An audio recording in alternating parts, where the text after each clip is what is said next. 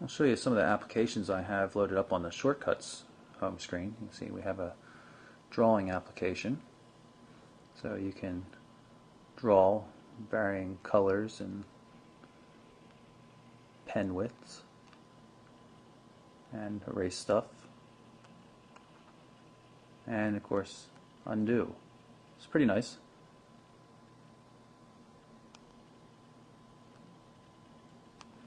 Also, tip calculator. Put in the total amount of the bill. We'll say it's $36.58, and we're going to tip 17%, and we're going to split it between two people, and it automatically calculates it and shows you that you owe $21.40 per person. Another thing you can put on here is, quick access to powering Bluetooth on and off, web browser, media center, mobile email. Mobile email application costs a little bit of money depending on what data plan you have, $5 or free. I have it hooked up with a test Gmail account just so you can see how it works.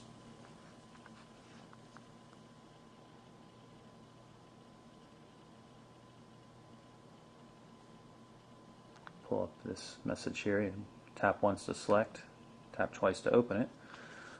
Works in landscape and portrait modes, so you can scroll through and read the text. You don't have much control in terms of font size or anything like that, though, which is a bit of a downer. This is the SMS inbox. You can see you can scroll through it like this. You can only really get 2 entries on the screen at a time, which is kind of annoying, but it's not the best formatted in terms of showing the messages. It's kind of difficult to see which part is actually the message. They could have done something with the color or with a couple of lines or something like that, but it's workable. Create a new text message here. Now you can always look up based on contacts. We'll send it to John Doe here.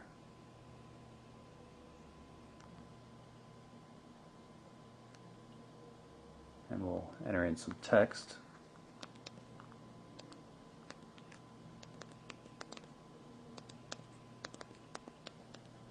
You can see that you can also use the device in a vertical format with a virtual keypad.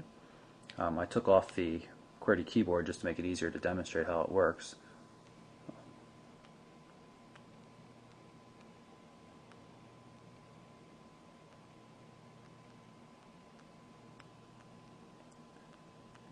There's vibration feedback whenever you tap on the screen, so it's not bad at all. It's a little cramped and maybe the space should be in the middle, but I'm pretty pleased with it overall.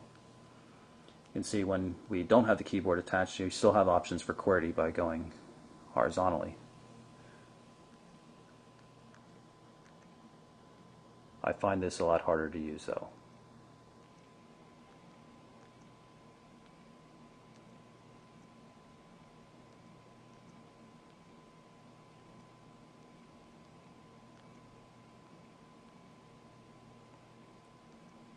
But it would be handy for entering in passwords and things like that.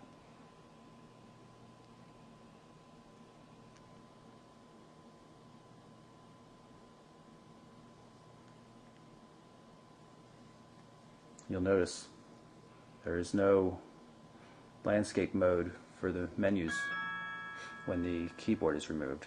And here's the new message. This is actually a message telling us it was an invalid number, which we knew. Another thing worth pointing out is that the device comes with a stylus that you can attach, and it supports handwriting recognition. So if we just drop the lid over there and tap here, you can use the stylus or your fingertip really to write.